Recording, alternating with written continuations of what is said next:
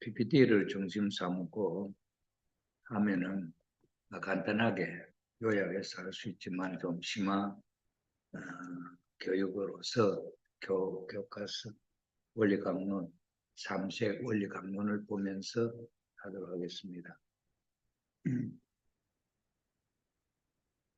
제3절 예수님을 중심한 복귀 승리. 천사를 주관해야 할 아담. 고린도전서 6장 3절에 인간이 천사를 주관한다 하는 내용이 있습니다. 아담이 타락됨으로 인하여 도리어 사탄의 주관을 받아서 지옥을 이루었기 때문에 이것을 탕감복귀하기 위하여 후 아담으로 오시는 예수님은 그 자신이 사탄을 굴복시켜 천국을 복귀해야 하는 것이다. 그러나 이미 제1절에서 상수한 바와 같이 하나님 앞에서도 굴복하지 않았던 사탄이 예수님과 성도들에게 순종 굴복할 리가 없으므로 하나님은 인간을 창조하신 원리적인 책임을 지시고 야곱과 모세를 세워 장차 예수님이 사탄을 굴복시킬 수 있는 원복의 노정을 보여주셨던 것이다. 어제까지 볼 때 모세를 중심 삼은 섭리가 여호수아를 중심 삼고 가나안을 점령에 들어갔지요. 가나안에 들어가서 이제 가나안에 들어갈 때까지는 예를 들어서 여호수아를 중심 삼고 모세를 대신하는 여호수아를 중심 삼고 믿음의 기대와 실제 기대가 제3차 민족적 기대로서 광야 40년 사탄 분립 기간이 지남으로써 믿음의 기대가 세워지고 실제 기대는 법궤를 중심 삼고 사만의 병사가 앞에 서고 7 제사장의 나팔을 부는 7 제사장이 서고 그 뒤에 법궤가 서고 그 다음에 전 이스라엘 민족이 따라가는 그런 행보로서 가나안 땅으로 들어가죠. 그래서 가나안 땅을 31왕을 내라고 가나안 땅에 들어가서 뭘 해야 되느냐 하니까 이 성막은 상징적 메시아고 상징적 메시아는 왜 주셨느냐 할 때 이스라엘 유대 민족이 아브라함 가정을 중심 삼고 또 모세를 중심 삼고 출발을 위한 섭리가 시작되었는데 그 출발을 위한 섭리는 믿음의 기대와 실제 기대에 있어서 실제 기대가 출발하는 거다. 왜 출발이라는 말이 나오게 되느냐 하면은 그 애굽 나라에 하나님의 나라를 세우면은 출발을 필요 없고 그 나라에서 이룰 수 있죠. 그런데 하나님은 이스라엘 민족을 애굽에서 이끌어내셔서 가나안으로 인도하시려고 하신 약속이 있어요. 그래서 애굽을 출발해서 가나안으로 가는데 그 출발이 믿음의 기대와 실제 기대의 일시적인 성공, 승리로 이루어질 것이 아니고 가나안 땅에 들어가서 그 다음에 상징적 메시아인 천막을 형상적 메시아인 성전을 짓고 실제 메시아를 맞이할 수 있는 준비를 하게 되는 겁니다. 그래서 여기서는 이제 모세를 중심 삼고 이스라엘 유대 민족이 여호수아와 더불어서 함께 가나안으로 들어가고 난 뒤에 역사는 소개가 되지 않고 여기 바로 예수님 제3절 모세와 예수님을 중심한 섭리라 해서 제3절 예수님을 중심한 복귀 섭리가 나오게 된다. 이 사이의 과정에 대해서는 메시아를 위한 민족적인 기대, 메시아 강림 준비 시대, 그때는 어떻게 됐느냐 하는 데 대한 구체적인 내용이 예수님 노정 이후에 나오게 됩니다. 그런데 왜 이 모세 노정 다음에 예수님 노정을 연결시켜서 소개를 하느냐.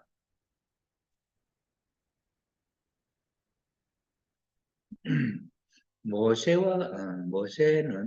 예수님의 모의자다. 그렇죠. 어, 그리고 이스라엘 유대 민족이 가나안 땅에 들어가서 그동안에 예수님이 올 때까지 불신과 불신을 반복했기 때문에 그때는 불신을 하더라도 이미 메시아가 오신 입장이다. 메시아는 어떤 메시아냐? 상징적 메시아. 그 상징적 메시아가 성막이고 그것을 또 성전을 실제 이제 이스라엘 나라에 들어가서는 실제 성전을 짓죠. 그건 형상적이다. 그래서 형상적인 성전을 그건 성전도 메시아 아닙니까? 형상적인 메시아를 또 맞이하기 위한 준비가 필요합니다. 이스라엘 유대 민족이 가나안 땅에 들어가서 모세를 중심 삼고 가나안 땅을 점령하고 그 12지파가 각각 그 땅을 분배를 받고 레위 지파는 제사장 지파로 해가지고 예배를 드리고 거기는 땅을 분배받지 않습니다. 그래서 레위 지파에서 예배를 그러니까 종교적인 하나님과 관계 맺는 교회를 그래서 이스라엘 유대 민족이 이제 제사를 지내고 할 때 그것을 이제 주관하고 하는 민족이 레위. 그래서 레위 민족은 제사를 지배하면서 땅의 분깃을 받지 않고 교회에 관계되는 일을 하는 그런 종족이었다. 그 뒤에 이제 이스라엘 유대 민족이 이제 가나안 땅에 들어갔기 때문에 나라를 세워야죠. 나라가 세워지기까지 이스라엘 유대 민족은 그때 이제 400년 애굽 보역 시대 400년 뒤에 이제 동일 왕국 시대가 연결되죠. 그래서 사울 왕, 다윗 왕, 솔로몬 왕 이때 이제 뭘 해야 되느냐? 성전을 지어야 돼. 그 성전을 짓지 못하고 솔로몬 왕 때 지었어요. 실제로 성전은. 근데 솔로몬 왕이 또 불신으로 흘러가죠. 그러니 그 민족이 또 이제 불신으로 흘러갔기 때문에 다시 또 그것을 탄감복귀해야 돼요. 그래서 그 성전을 중심 삼고 이스라엘 유대 민족이 불신을 하면서 탄감을 세우고 하면서 지나는 세월이 예수님이 오실 때까지 연결이 되어가지고 실제 메시아가 이제 오시는 성리가 이 예수님. 그럼 이 예수님은 그리스도 메시아니까 예수 그리스도 메시아가 오실 수 있는 기대를 누가 세워야 되느냐? 인간이 세워야 돼요. 인간, 사람. 그러면 그런 입장에 있어서 입장에 있어서 인물이 세워요. 여기에 이제 단간복귀를 여기 천사를 주관해야 할 아담이 타락됨으로 인하여 도리어 사탄의 주관을 받아서 지옥을 이뤘기 때문에 이것을 단간복귀하기 위하여 우아담으로 오시는 예수님은 그 자신이 사탄을 굴복시켜 천국을 복귀해야 하는 것이다. 이렇게 하고 야곱은 사탄을 굴복시키는 상징적인 노정을 걸었고 모세는 사탄을 굴복시키는 형상적인 노정을 걸었습니다. 예수님은 그 실체적인 노정을 걸었어야 했던 것이다. 그러므로 예수님은 모세가 사탄을 굴복시켜 나아갔던 민족적인 가나안 복귀 노정을 본보기로 하여 사탄을 굴복시킴으로써 세계적인 가나안 복귀 노정을 완수하셔야 했던 것이다. 그럼 여기 우리가 지금까지 공부한 것을 가지고 보면은 메시아를 위한 기대를 세우려면은 믿음의 기대가 있고 실제 기대가 있어야 되잖아요. 이 모세 노정까지는 여호수아에 있어서도 믿음의 기대와 실제 기대를 세운다는 조건으로 했다. 그래서 가나안에 들어갔다. 그럼 가나안에 들어가서 2000년이 지나 메시아 강림 준비 시대 400년, 그게 이제 40수 사탄 분림 노정이죠. 그래서 메시아 강림 준비 시대 400년이 지나고 예수님이 이 땅에 오셔서 그 오신 예수님이 지금 말하는 이 예수님인데, 그러면은 복귀 원리, 탄감 복귀 원리에 의해서 보면은 메시아를 막기 위해서는 중심 인물이 믿음의 기대와 실제 기대를 세워서 그 터전 위에 메시아를 위한 기대가 이루어집니다. 그 터전 위에 메시아가 오시게 되어 있다. 그럼 그런 예수님을 메시아로 맞이하기 위한 입장에 있어서 그런 역할을 하는 사람이 누구냐 이거죠. 자, 그래서 여기서 이제 우리가 여기를 소개하는 이 내용들은 예수님이 오셔서 어떤 역할을 해야 하느냐는 데 대한 내용인데, 신명기 18장 18절에 하나님이 모세에게 내가 그들의 형제 중에 너와 같은 선지자 하나를 그들을 위하여 일으키고 내 말을 그 입에 두리니 내가 그에게 명하는 것을 그가 무리에게 다 고하리라고 하신 말씀 중에 모세와 같은 선지자 하나라고 하신 것은 바로 모세와 같은 오정을 그랬어야 할 예수님을 말씀하신 것이다. 이렇게 소개를 했습니다. 이게 이제 서론적으로 소개를 해놔놓고 그 다음 1차 세계적 가난 복귀 노정의 믿음의 기대와 실체 기대가 나오는데 여기 이제 왜 이 말을 하느냐, 여기에 3절 예수를 중심한 복귀 섭리다. 예수는 메시아인데 어떻게 예수를 중심한 복귀 섭리가 있게 되느냐? 왜 이 이름을 붙이느냐 이거죠. 여기 세례 요한을 중심한 복귀 섭리, 세례 요한을 중심한 세계적 가난 복귀 노정, 이런 식이 되어야 될 텐데 여기 예수님이 바로 나왔다 이거죠. 자, 그래서 1차 세계적 가난 복귀 노정의 믿음의 기대. 제1차 세계적 가난 복귀 노정에 있어서 믿음의 기대를 복귀해야 할 중심 인물은 누구냐? 여기서 세례 요한이다. 이렇게 이제 표시를 하죠. 세례 요한이가 믿음의 기대를, 메시아를 위한 기대를 세운 데 있어서 이스라엘 유대민족 앞에 믿음의 기대를 세우는 입장에 이 세례 요한이는 믿음의 기대는 아버지가 세우는, 실제 기대는 아벨이 세우는 거라니까. 그런 입장에 있어서 세례 요한이가 믿음의 기대를 세우는 중심 인물로 세워졌다. 그럼 그거는 어떤 분이냐, 어떤 사람이냐? 그러면 세례 요한은 어떠한 처지에서 그 사명을 다해야 할 것인가? 모세를 중심한 민족적 가난 복귀 노정에 있어서 모세가 석판을 깨뜨린 것과 또 반석을 2번 친 것은 장차 예수님께서 오실 때 그를 중심한 유대 민족이 불신으로 돌아가면 석판과 반석의 실체인 예수님의 몸도 칠 수 있다는 조건을 사탄에게 허락하는 표시적인 행동이 되었다는 데 대해서는 이미 모세 노정에서 설명을 했다.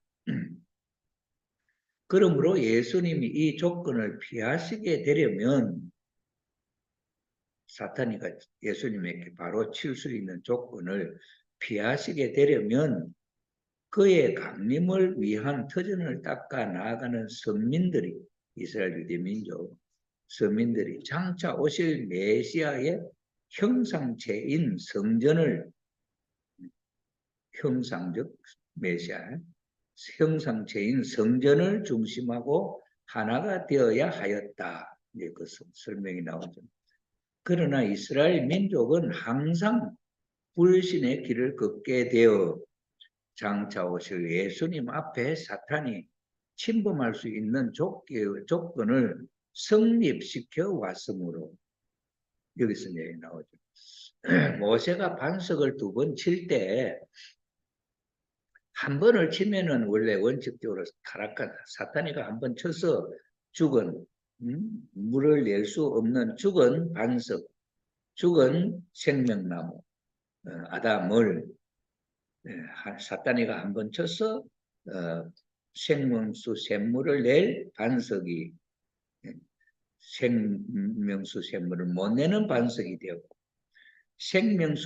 생명나무가 되어야 할 아담이 사탄이가 침으로 말미암아 생명수 샘물을 못 내는 생명나무, 죽은 생명나무가 되었다. 그 다음에 이렇게 죽은 생명나무를 단간복귀 원칙에서 사탄이 한번 쳤기 때문에 하나님 편에서 칠 수 있는 조건이 있다. 그래서 하나님이 모세를 시켜서 반석을 쳐라 이랬다. 그래 반석을 치면은 죽은 반석, 죽은 생명나무를 산 생명나무, 산 생명수 샘물에 나올 수 있는 반석으로 복귀된다. 그래서 모세가 한번 치면은 사탄이 한번 쳤기 때문에 단간복귀 원칙에서 생명수 샘물 나오고 살아 예수님은 사탄이가 칠 수 없다. 그런데 모세가 한 번 더 쳤다. 하나님 편에서 한 번 더 먼저 하나님 편에서 쳤기 때문에 사탄이가 그럼 나도 칠 수 있다 하는 조건이 제시가 됐다. 언제 모세가 화가 나서 이스라엘 유대 민족이 불신을 함으로 말미암아 화가 나서 한 번 더 쳤기 때문에. 그럼 이스라엘 유대 민족이 불신을 하면은 사탄이가 침범할 수 있는 조건이 된다. 이게 제시되었다. 모세 때. 그러니까 이스라엘 유대 민족이 가나안에 가서 성전을 지은 이후에서도 항상 이 성전을 실제 성전을 중심 삼고 이 이스라엘 유대 민족이 불신으로 돌아가는 행동이 많이 일어났다. 그게 이야기하는. 그래서 이스라엘 민족은 항상 불신의 길을 걷게 되어 성전을 중심 삼고 불신의 길을 걷게 되어 장차 오실 예수님 앞에 사탄이 침범할 수 있는 조건을 만들어 왔다. 이러한 조건을 받기 위하여 선지자 엘리야가 왔어. 바알의 선지자와 아세라 선지자를 합하여 850명의 선지자를 죽이는, 멸하는 등 사탄 분립의 역사를 하고 성천하였던 것이다. 엘리야가 불신하는 이스라엘 유대 민족의 사탄이가 침범하기 때문에 엘리야가 와가지고 이 거짓 선지자들을 죽이고 이스라엘 유대 민족을 하여금 신앙을 지켜서 오시는 메시아를 맞이할 수 있는 준비를 하려고 했는데 이 엘리야가 그 사명을 다 못하고 불수레를 타고 하늘로 승천을 했다. 그래서 그 엘리야의 전체적인 사명이 다 이루어지지 않았기 때문에 이스라엘 유대민족이 회개로 해서 다 하나님만 절대 유일신 하나님만 믿는 민족으로 그렇게 완전히 변화된 것이 아니다. 그러니 이 사명을 완수하기 위하여 그는 다시 이 땅에 와야 했다. 재림해야 했다. 그것이 말라기 4장 5절에 크고 두려운 날이 이르기 전에 내가 선지자 엘리야를 다시 보내주신다. 그래서 이와 같이 엘리야가 다 하지 못한 사탄 분립의 사명을 완수하고 메시아의 길을 곱게 하기 위하여 엘리야로 왔던 선지자가 바로 세례 요한이었다. 근데 이스라엘 유대 민족이 그 불신하는 입장이 있고 그 다음에 그 불신한 민족을 이끌어가는 악의 선지자, 사탄 선지자들이 바알 선지자와 아세라 선지자가 막 이스라엘 유대 민족을 불신으로 끌고 가고 있는 거예요. 그러니 이 엘리야가 그 바알 선지자하고 아세라 선지자를 850명이나 죽였다. 그러면은 그것이 언제냐면 아라라스 그 뭐야 이 무슨 산이고 갑자기 산 이름 가멜산 꼭대기 그때 이제 비가 안 와서 가물어서 기후제를 지내는 비가 오도록. 기후제를 지낼 때 바알 선지자와 아세라 선지자도 거기에 함께 기후제를 지내고 하나님을 믿는 엘리야도 그 자리에 간 거예요. 그래서 나라 전체가 가물음이 드니까 왕도 그 자리에 오고. 그래서 신에게 자기들이 믿는 신에게 빌어서 제사를 지내고 빌어서 비가 오게 하는 신이 진짜 신이다. 이걸 엘리야가 이스라엘 모든 회중 백성들이 보는 앞에서 여기서 진짜 신을 누가 믿는 선지자가 누가 믿는 신이 진짜인지 보자. 이렇게 이제 한 거예요. 그러면서 문제는 비가 안 오는 것이 문제이기 때문에 그 비가 오도록 하는 것이 진짜 신이다. 그래서 그 가멜산에서 바알 선지자와 바알 신이나 사탄 신이야, 우상이야. 바알 신을 섬기는 선지자하고 아세라 신을 섬기는 선지자들이 850명이나 그 왔는데 엘리야가 당신들 신에게 먼저 빌어라.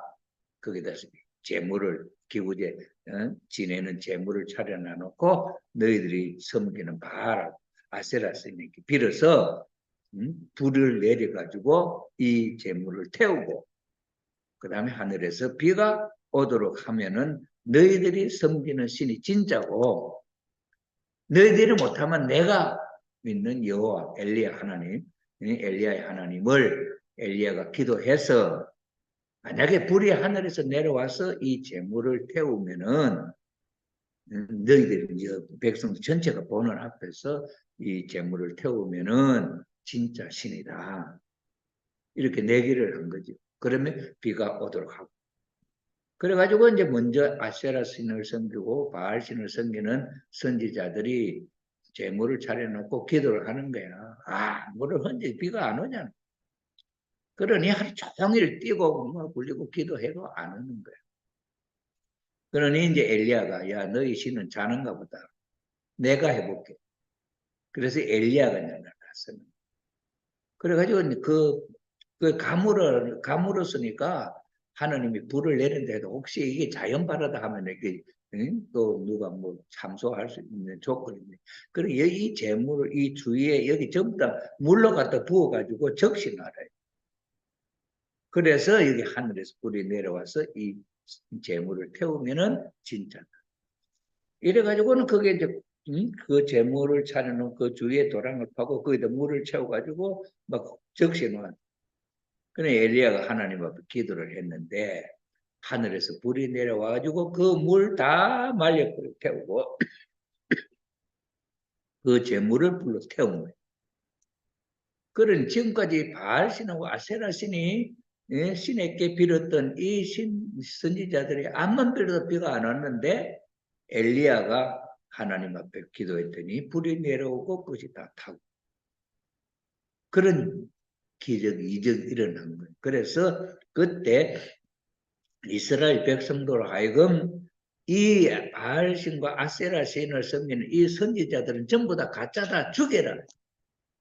그래가지고 그 백성들이 거기에 있는 선지자들 죽인 숫자가 850명입니다. 그러면서 왕에게 지금 곧 비가 올 것이니까 왕궁으로 들어가시오. 이래놔 놓고 왕이 궁에 들어가자마자 하늘에서 비가 쏟아지기 시작했는데 근데 이 엘리야는 그러면 그렇게 됐다면 이스라엘 백성들이 이제는 엘리야를 믿는 하나님을 믿는 엘리야를 믿고 하나가 돼야 되지 않냐. 그렇게 됐으면 문제가 없을 건데. 그런데 이 왕비가 어떤 사람이냐 하니까 바알 신과 아세라 신을 믿는 왕비야. 그러니 자기들의 선지자들 850명이나 죽였다 하니까 이 왕비가 화가 나잖아. 이래가지고 엘리야를 잡아 죽이려고. 이래서 엘리야가 피해 있다가 그때 까마귀 먹을 것을 물어다 줘서 살았다. 이렇게 성서에 그렇게 나와 있는죠. 그럼 이렇게 하다가 이 엘리야가 그 백성들을 그 아세라 신 섬기고 하는 것을 전체로 다 정리 못하고 불수를 타고 하늘로 올라갔다. 지금 그런 상황. 그는 그 엘리야가 메시아가 오기 전에 와가지고 전부 다 준비를 해서 메시아를 잘 믿도록 준비하는데 그 엘리야로 온 사람이 누구냐? 바로 세례 요한이다. 이렇게 하는. 자, 그러면은 이 세례 요한이가 여기서 믿음의 기대를 세운 데 있어서 중심 인물은 누가 된 세례 요한이가 되어야 돼. 이 세례 요한이가 400년 메시아 강림 준비 시대 이 준비한 400년의 터 위에 이때 이 요한이는 백성들 앞에는 아버지 입장이 되고 오시는 메시아 앞에서는 차자 입장이 되는 그 자리에 누가 엘리 요한이 서게 된다. 자, 그래서 이스라엘 민족은 애굽에서 400년 동안 그들을 인도해주는 선지자도 없이 이스라엘 땅에 들어가서 고역을 당하여 오다가 애굽에 고역을 당하여 오다가 그들을 민족적으로 가나안 땅에 인도하여 메시아를 맡게 해줄 수 있는 인물로서 모세 한 분을 만나게 되었습니다. 이와 마찬가지로 유대인들도 말라기 선지 이후 메시아 강림 준비 시대 400년간 그들을 인도해주는 선지자도 없이 페르시아, 헬라, 애굽, 시리아, 로마 등의 이방 나라에 고역을 당하여 오다가 마침내 세계적 가나안 복귀를 위하여 오시는 메시아 앞으로 그들을 인도해 줄 수 있는 인물로서 세례 요한을 만났던 것이다. 이스라엘 유대 민족이. 여기 조금 이제 서술이 아까 모세 이전에 모세 때하고 다르죠.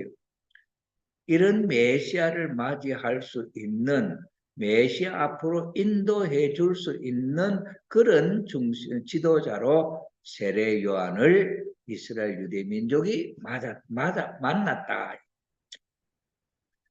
애굽 고역 400년간의 사탄 분립 기대 위에 섰던 모세가 바로 궁중에서 충효의 하나님을 향한 충효의 도를 배웠던 것과 같이 메시아 강림 준비 시대 400년간의 사탄 분립 기대 위에 섰던 세례 요한은 광야에서 메뚜기와 석청, 메뚜기 있죠, 메뚜기. 석청은 이거는 벌꿀입니다, 벌꿀. 그래서 메뚜기와 석청을 먹었는데 왜 메뚜기와 석청을 먹었냐?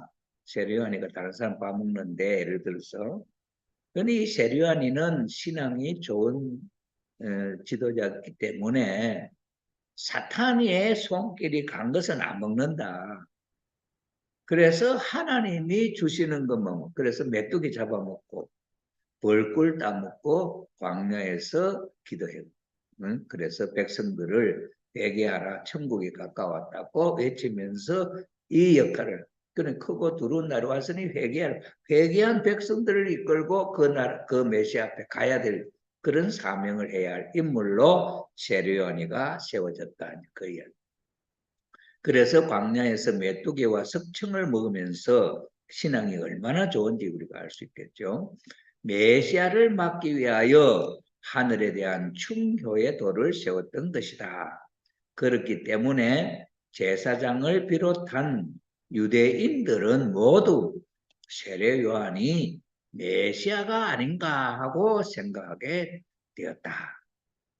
왕도 그렇고 이스라엘 유대 제사장도 그렇고 이스라엘 유대 민족 전체가 세례 요한이가 혹시 메시아가 아닌가 하고 생각할 정도로 백성 전체는 이 세례 요한이를 믿고 따랐다. 그러면 뭐 믿음의 기대가 세워지는 거 아닌가. 자, 그래서 메시아가 아닌가 꼭까지 생각하게 되었던 것이다. 세례 요한은 이와 같이 40일 사탄 분립 기대를 세웠으므로 이거는 메시아 강림 준비 시대 제1차 세계적 가나안 복귀를 위한 믿음의 기대를 이룰 수 있었던 것이다. 그럼 믿음의 기대가 이루어졌다 이 말이죠. 그럼 믿음의 기대를 이루는 세례 요한이 믿음의 기대를 이루는 모세가 지난번에는 모세를 위한 민족적 가난 복귀에서는 중심 인물이 모세였잖아요. 그러니까 모세를 중심한 민족적 가난 복귀하고 이렇게 타이틀이 붙었다 이 말이에요. 그렇다면 여기도 이 중심 믿음의 기대를 세우는 인물이 세례 요한이니까 세례 요한이를 중심한 세계적 가난 복귀해야 될 거 아니가. 그죠? 그럼 메시아는 그 위에 메시아가 오는 거예요. 그렇게 돼야 맞는데 여기 속에는 이제 세례 요한이가 믿음의 기대를 세운다 했잖아요. 여기 1차적으로 세례 요한의 믿음의 기대를 세우는 중심 인물이다 했으니까 우리가 지금까지 해왔던 식으로 하면은 세례 요한을 중심한 세계적 가난 복귀 이렇게 돼야 될 것인데 그렇게 한다고 모세 복귀를 예수님을 중심한 복귀라고 해놨다 이 말. 그럼 왜 이랬을까 싶은 의문이 생길 거 아니가 이거죠. 이제 그 이야기입니다. 제가 아는 이야기는 지금까지 원리책에 우리가 모세를 아브라함을 중심 삼은 복귀하면은 중심 인물이 아브라함이었잖아. 그것이 이삭, 야곱으로 연결됐잖아. 그 다음에 아브라함 다음에 또 민족적으로 지도자 누구냐 모세였던. 그러니 제목이 모세를 중심 삼은 가나안 복귀 노정 이렇게 나왔잖아요. 그럼 여기는 세례 요한을 중심 삼은 요한을 중심 삼은 세계적 가나안 복귀 이렇게 타이틀이 나와야 되잖아요. 내가 그 말이다. 그런 입장에서 지금 세례 요한이가 믿음의 기대를 세우는 중심 인물로서 오케이 됐다. 그럼 실제 기대. 그럼 실제 기대는 어떻게 하느냐? 세례 요한은 모세와 같은 처지에 세워졌었기 때문에 유대 민족에게 있어서 부모와 자녀의 두 입장에 서게 되었다. 이거는 무슨 말이야? 다음에 이 세례 요한이는 믿음의 기대를 세운 데 있어서는 아버지 역할을 해서 민족 타락한 인간에 있어서 타락한 아담이 믿음의 기대를 세우는 중심 인물이고 실제 기대를 세우는 것은 아벨인데 그 아들 찾아 왜 아버지를 선악으로 쪼개야 되잖아. 그러니 믿음의 기대는 아버지가 세우고 실제 기대는 아벨이 세우는 그런 입장. 그래서 부모와 아버지와 아들이 이 믿음의 기대와 실제 기대를 세우는 역할을 했고 그 다음에는 모자 협조로서 선의 뜻을 이루는 그 역할을 어머니와 또 아들이 하는 역할이 있었잖아요. 리브가 야곱 협조. 그것은 에덴 동산에 해와와 아벨이 선의 뜻을 이루어야 했던 것을 해와와 가인이 악의 열매를 맺도록 했기 때문에 이것을 tangam복하는 데 있어서 모자, 어머니와 아들이 하는 일이 있었다. 그리고 여기는 우리 믿음의 기대는 아버지가 믿음의 기대를 세우는 중심 인물이고 실제 기대는 그 아들 찾아가 그래서 부자 아니에요, 부자. 그죠? 그래서 메시아를 위한 기대는 부자가 세웠고 그 다음에는 모자 협조는 모자가 악을 맺었기 때문에 악을 결실을 맺었기 때문에 모자가 선의 결실을 맺는 tan감 조건을 세우는 일이 있었다. 이게 해와 복귀의 한 조건이 되었었다. 그럼 여기 아버지와 아들이라고 이거는 여기 해와 복귀는 모자였고 아버지 복귀는 아버지와 아들이 부자가 해서 인류의 참부모로 오는 메시아를 맞이하기 위한 준비가 된다. 그래서 세례 요한이는 이때 믿음의 기대를 세우는 데 있어서는 아버지 역할이고 실제 기대 세우는 데 있어서는 찾아 역할이다. 전 세계를 복귀하는 입장에 있어서 세례 요한이하고 그 다음에 세계 인류를 대표할 때 있어서는 그 민족적 지도자들이 우선 대표가 돼서 세례 요한이고 하나만 되면은 실제 기대가 이루어진다. 실제 기대 이루어지면 그 위에 누가 오냐? 메시아가 오실 수 있다. 그렇죠. 그래서 실제 기대를 보면은 세례요한은 모세와 같은 처지에 세워졌었기 때문에 유대 민족에게 있어 부모와 자녀의 두 입장에 서게 되었던 것이다. 이 말은 그 말이에요. 아까 내가 조금 전에 설명했던 대로 타락한 인류에 있어서 아버지 입장에 믿음의 기대를 세우고 실제 기대를 세울 때는 가정이 아니기 때문에 이스라엘 전 세계적인 인류와 더불어서 가인 아벨 관계를 맺게 되니 중심 인물 세례요한이는 아벨이 되고 이 세계적인 여기 이스라엘 유대 민족의 지도자들은 가인 입장에 있어서 가인이 아벨을 사랑하고 하며 실제 현재가 이루어지게 된다니 그렇죠. 그래서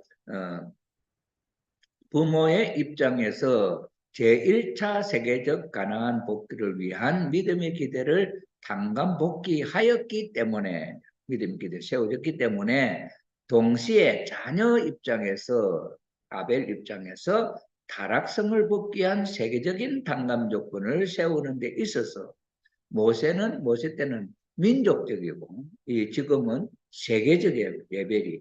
이렇게 해서 세례요한하고 세계 지도자 하나 되면 이 세계 전체 인류가 하나님의 세계로 복귀된다는 그런 조건이에요. 그래서 세계적인 타락성을 복귀한 세계적인 단감 조건을 세우는 데 있어서 아벨의 입장도 확립이 되었다. 그러니까 아벨 입장도 세워졌다. 그 다음에 모세 때에는 이스라엘 민족으로 하여금 모세가 애굽인을 쳐 죽이는 것을 보고 그를 믿게 함으로써 출발을 위한 승리를 이루시려고 하였다. 그 때에는 이스라엘 민족이 사탄 국가인 애굽을 떠나 가나안 땅으로 들어가야 했던 것이지만 세례 요한을 중심한 유대 민족은 로마 제국을 떠나 다른 땅으로 이동하는 것이 아니라 그 정권 하에 있으면서 그들을 굴복시켜 그 제국을 하늘 것으로 복귀해야 했던 것이다. 그렇기 때문에 하늘은 세례요한을 중심한 기사 이적을 보여주시어 유대인들로 하여금 그를 믿게 함으로써 출발을 위한 승리를 이루시려 하였다. 여기 모세 때는 애굽을 떠나서 가나안으로 갔잖아요. 그죠? 근데 세례요한 때는 로마 제국의 박해를 로마 제국 속에 있는 가나안 이스라엘이에요. 그 말은 로마가 이스라엘을 지배하고 있는 노예 국가, 뭡니까? 지배당하고 있는 입장이랬거든요. 그런 입장이 있기 때문에 이때 레벨은 모세 때는 민족이기 때문에 자기 민족이 국가를 세울 수 있는 어떤 나라가 필요했고 땅이 필요했고 지금은 레벨이 세계란 말이에요. 세계. 로마도 그 세계 속에 들어있으니 그러니 세계적인 입장이기 때문에 로마 때에 있어서 세례요한하고 이 지도자가 하나 되어서 이 로마를 복귀해서 전 세계가 하나님의 권속으로 복귀되도록 그렇게 해야 된다. 이 말. 그러니 세례요한하고 로마도 세례요한 앞에 순종 굴복하는 그런 입장이 돼야 된다. 이 말이죠. 자, 그래서 여기에 이제 우리 노란 거 잠시 더 보면은 세례 요한의 잉태에 관한 천사의 놀라운 예고와 또 그 부친이 이것을 믿지 않았을 때 누굽니까? 대제사장 사가랴죠. 벙어리가 되었던 기사 그리고 그가 출생할 때 보여주었던 이적 벙어리가 되었다가 말문이 열리면서 아기가 태어나서 그런 이적이죠. 말미암아 그 근처에 사는 자가 다 두려워하고 그런 역사가 일어났기 때문에 세례요한을 태어난 걸 보고 굉장히 주위 사람 두려워했다 이 말이에요. 그래서 이 모든 말이 온 유대 산중, 온 유대 나라에 두루 퍼지며 듣는 사람이 다 이 말을 마음에 두며 가로되 이 아이가 장차 어찌 될꼬 하니 이는 주의 손이 저와 함께 하시니라. 하나님의 손이 그와 세례요한이와 함께 있다 이 말이죠. 하신 성경의 말씀대로 이스라엘 민족은 세례요한의 출생 시부터 그를 하나님이 보내신 선지자로 알게 되었던 것이다. 그뿐 아니라 광야에서 메뚜기와 석청으로 목숨을 연명하면서 기도의 생활을 한 그의 빛나는 수도의 생애로 인하여 제사장들과 일반 유대인들이 그를 메시아로 오인할 정도로 그의 신망이 높았던 것이다. 이스라엘 하나님이 그 이스라엘 유대 민족하고 이제 오시는 예수님과 하나만 되면은 또 로마와 전 세계가 복귀될 수 있는 그런 터전을 닦기 위해서 하나님이 이 엘리야의 탄생 때부터 이적 기사로서 백성들이 그를 두려워하고 그를 믿도록 그렇게 하나님이 배려를 해서 만들어서 이렇게 했다. 그리고 더 그 빛나는 광야의 수도 생활이 이스라엘 유대민족 하여금 그 사람을 100% 믿고 메시아로 오인할 정도로 세례요한을 믿었다. 하나 됐다. 그러면은 실체 기대가 되는 거 아니야. 볼 수 있겠죠? 자, 그래서 모세가 바로 궁중 40년의 탕감 기간을 마치고 애굽인을 살해하였을 때 이스라엘 민족이 그의 애국심에 감동되어 그를 믿고 따랐더라면 그들은 홍해를 건너거나 광야를 돌지 않고 또 석판이나 성막이나 법궤도 필요 없이 블레셋의 고든 길을 통하여 곧 가나안으로 들어갔을 것이었다. 이와 마찬가지로 예수님 당시의 유대인들도 하나님이 기사 이적으로서 믿음의 대상자로 세워주신 세례 요한을 믿고 따르기만 하면 그들은 타락성을 벗기 위한 탕감 조건을 세워 실제 기대를 복귀함으로써 메시아를 위한 기대를 복귀할 수 있었던 것이다. 그러니 이스라엘 유대민족이 세례 요한을 절대 믿고 그를 따르는 입장에 세워졌다. 그런데 그러면 이 실제 기대가 됐다 이렇게 해야 될 건데 그 다음 봅시다. 제3, 제1차 세계적 가나안 복귀 노정의 실패. 왜 실패? 실패는 무엇이 실패냐? 믿음의 기대가 실제 기대 됐잖아요. 믿음의 기도도 됐고 실제 기도도 이스라엘 유대 민족과 세례 요한이가 완전히 막 그 말 하나만 다 따를 수 있도록 준비가 되어 있는 상황이면은 실제 기도가 됐지 않냐. 그런데 왜 실패했냐 이게 유대인들은 세례 요한이 세운 믿음의 기대 위에서 그를 메시아와 같이 믿고 따르는 처지에 있었기 때문에 그들은 구약 시대를 청산하고 세계적 가나안 복귀의 새로운 노정을 출발할 수 있게 되었던 것이다. 그러나 이미 전편 제4장 2절에서 자세하게 소개한 바와 같이 세례 요한은 예수님을 메시아로 증거하고서도 그를 의심하는 데 이르렀고 또 자기가 엘리야로 왔으면서도 그것을 모르고 부인하여 유대인들이 예수님 앞으로 나아가는 길을 막았을 뿐만 아니라 그들로 하여금 예수님을 배반하는 처지에 서게까지 하였던 것이다. 이것은 어디서 소개되었습니까? 메시아 강림과 그 재림의 목적 전편 거기서 소개됐던 거 아닙니까? 그래서 이 세례 요한이가 태어날 때는 예수님을 맞이하기 위해서 믿음의 기대와 실제 기대가 완전히 되었는데 문제는 본인 엘리야, 본인 세례 요한 자신이 메시아를 몰라왔다. 메시아. 이게 이제 실패의 원인이다.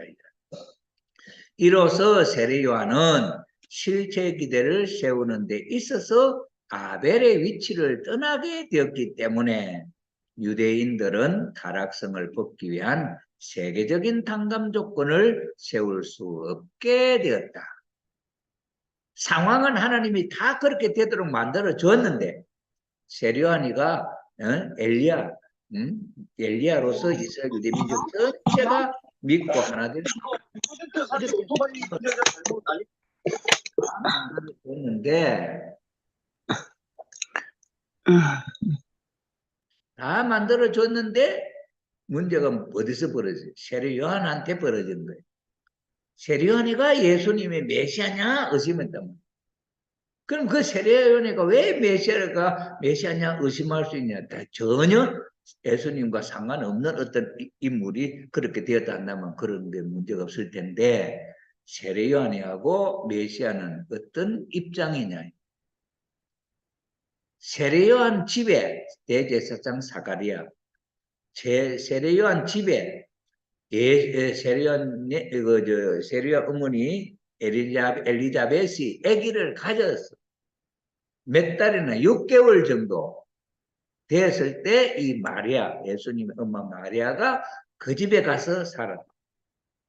그 집에 살면서 뭔 일이 있네. 아기를 가졌다. 마리아. 이렇게 아기를 가짐으로 말미암아 엘리자벳이 세례요한의 어머니 엘리자벳이 마리아가 아기를 가졌을 때 좋아했다. 복중에 있는 아기 세례요한이가 막 좋아가지고 춤을 췄다. 그런 표현인데, 그런 상황으로 볼 때 있어서 이 마리아가 아기를 가질 때쯤에 있어서는 아직도 엘리사벳하고 마리아는 관계가 좋았지 않냐. 그 뒤에 어떤 사연이 있었는지는 모르지만은 마리아가 그 집에서 살면서 아기를 못 낳고 쫓겨났다. 나왔다. 누가? 요셉하고 약혼한 사이잖아. 요셉하고 약혼한 사이면서 아기를 가졌어. 그러면서 거기서 그 집에서 아기를 낳을 수도 없지. 그러니 이 마리아가 나왔어. 그러면 여기 나오더라도 이 엘리자벳하고 마리아하고 관계가 좋은 관계였으면 내 뱃속에 있는 아기가 이 마리아를 맞이할 때 좋아가지고 뭐 그럴 때 왜 주의 어머니라 해요. 그러니 이미 뱃속에 마리아의 뱃속에 아기가 있기 때문에 세례요한이가 좋아서 막 기뻐했다. 그냥 마리아가 그냥 와서 좋아한 게 아니고 마리아가 아기를 가졌으니까 이 세례요한이가 좋아했다. 뱃속에 있는 아기가 막 좋아서 이렇게 했다. 그걸 누가 이야기했냐? 엘리자벳이 이야기하는 거예요. 그런 상황이었는데 왜 이 세례요한이가, 그러면 세례요한이가 그 뒤에 태어나고 그 뒤에 예수님이 태어나고 하면은 이게 뭐야? 이 엄마 사이에는 좀 바로 자매는 아니지만은 뭐 좀 사촌간이나 이런 친척 관계. 그러면 사촌 동생이 육촌 되겠네요. 그죠? 육촌 형제간이죠. 세례요한하고 예수님은 그런 관계를 치면은 그는 집안 형제라. 이런 입장인데 세례요한이가 그 환경 속에서 예수님을 어떻게 이해를 했겠냐? 그 당시에 있어서는 메시아, 예수님이 메시아로서 태어나고 하는 그런 상황을 세례요한이가 알지 않냐? 요단강에서 세례를 줄 때도 예수님이 하나님의 아들이라고 직접적으로 하늘로부터 계시가 내려오고 했잖아. 그렇단다면 세례요한이가 예수님을 메시아로 하늘이 증거하고 이는 내 사랑하는 아들이라고 증거하고 했기 때문에 세례요한이가 예수님을 모셔야 되는 게 원칙. 그래 광야에 세례요한이가 요단강에서 세례를 줄 때는 이 예수님을 하나님의 아들로 증거를 했는데, 인간적인 세례요한 입장에서 생각해 보니까 메시아를, 예수님을 믿을 수 있는 입장이 못돼. 이래가지고 그러니 그것은 엄마와 그 마리아와 사이에 있었던 환경 조건 속에서 빚어진 내용이 아니겠냐. 그때 왜 엄마가 예수님은 메시아를 하고 그렇게 믿었으면 세례요한이 따라가지 않겠냐. 절대적으로. 이래서 이사벨과 마리아 사이에는 어떤 원수 관계가 되지 않았겠냐. 그럼 그 원수 관계가 뭔 입장이겠냐 할 때, 그거는 신랑 문제 아니에요. 신랑. 보통 여자들이 싸우는 건 신랑 때문에 싸우죠. 신랑이 첩하고 본 섹시하고 얼마나 싸워. 거기 리브가하고 하갈하고도 막 싸우죠. 얘기를 나누니까 말이야, 우스를 하는 거야. 본 부인을 막 무시하고, 하갈이. 그러면서 그 애기가 이삭보다도 14살 많아. 그러면서 이 이삭도, 이스마엘도 막, 이삭을 막 무시하는 거야. 그런 게 하갈이 쫓아내 그런 일이 있었지. 이런 입장에서 볼 때 이거는 성경에 있는 이야기는 아니지만은 우리가 추측을 해본다고 한다면은 이 세례요한이가 예수님을 배반하는 입장에 서기까지 메시아로 믿지 못하는 상황이 거기에서 인간적인 관계로 벌어진 거 아닌가 이렇게 우리가 추단을 해볼 수가 있겠다. 그런 이야기죠. 자, 이로써 세례요한은 실체 기대를 세우는 데 있어서 아벨의 위치를 떠나게 되었기 때문에 유대인들은 타락성을 벗기 위한 세계적인 탕감 조건을 세울 수 없게 되었다. 그리하여 유대인들이 실제 기대를 이루지 못하게 됨에 따라서 메시아를 위한 기대를 조성할 수 없었기 때문에 제1차 세계적 가나안 복귀 노정은 실패로 돌아가게 되어 이것도 뭐 때와 같이 2차 내지 3차까지 연장되게 되었던 것이다. 그러면 여기서 제2차 세계적 가나안 복귀 여기 있어서도 타이틀은 뭐야? 예수님 중심 삼은 복귀야. 그럼 왜 예수님 중심 삼은 복귀라고 하는 이름을 붙일 수밖에 없었냐 할 때 이 세리오니가 예수님을 메시아로 모르는 입장에 있었기 때문에 그 자신 중심이 그러니 실제로 메시아로 오신 예수님을 가까이서 예수님을 보면서 모시고 해야 할 그런 입장에 있어서 전혀 예수님을 메시아로 믿지 못하고 마지막 감옥에서 세례요한이가 죽기 전에 제자를 보내서 예수님에게 다시 물어보고 제자를 시켜서 보내요. 당신이 누구냐? 응? 메시아냐? 누구냐? 이렇게 물어보는. 그러니 그때까지 이 세례요한이가 자기 제자를 보내가지고 그렇게 물어봤다 하는 것 자체가 세례요한이가 예수님에 대한 믿음이 없었다. 그래 예수님이 뭐라 합니까? 제자들이.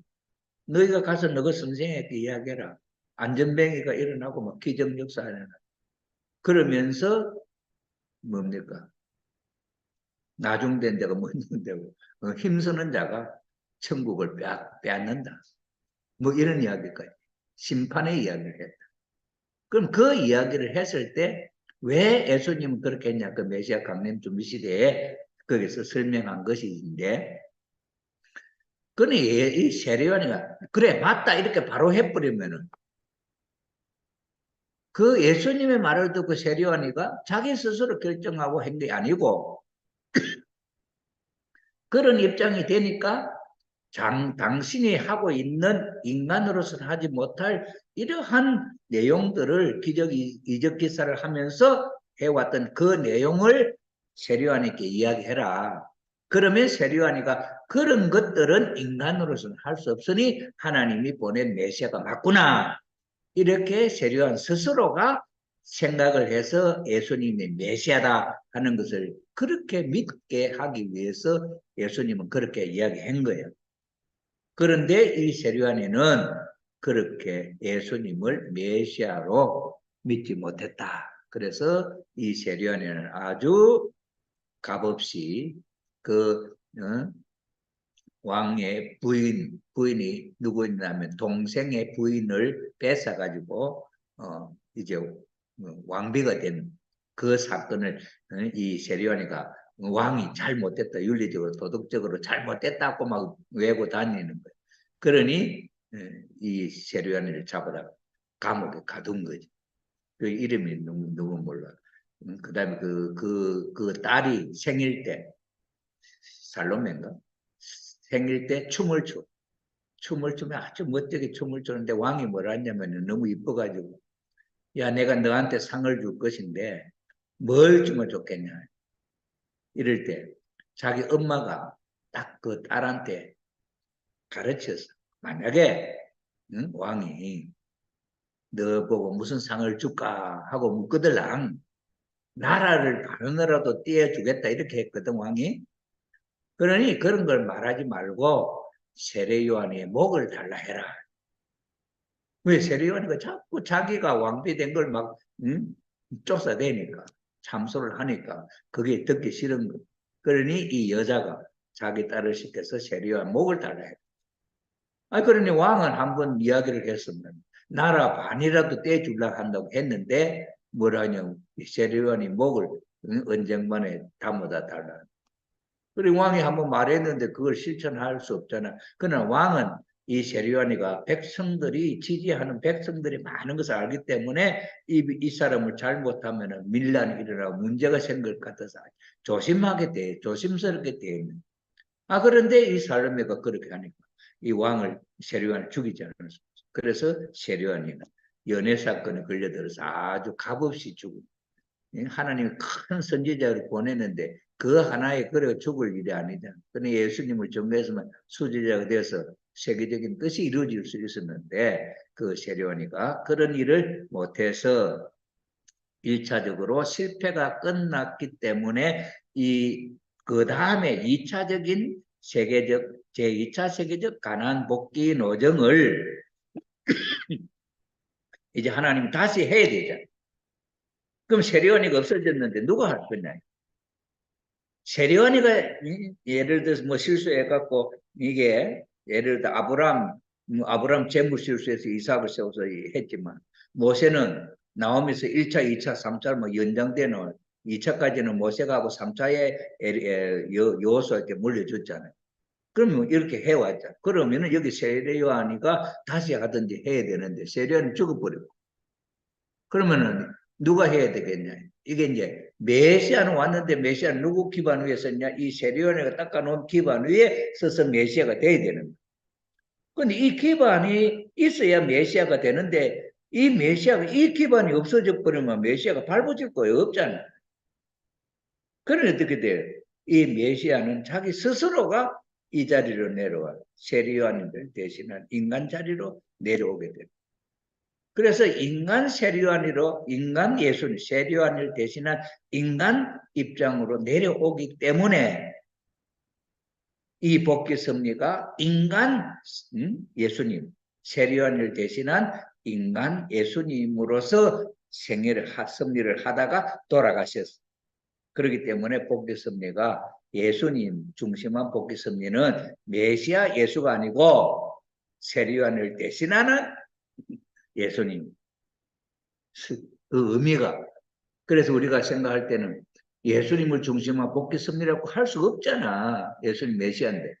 그러니 그 속사적인 내면적 뜻이 예수님은 세례요한을 대신한 그래서 2차 세계적 가나안 복귀 노정의 믿음의 기대를 세우는데 중심 인물은 누구냐?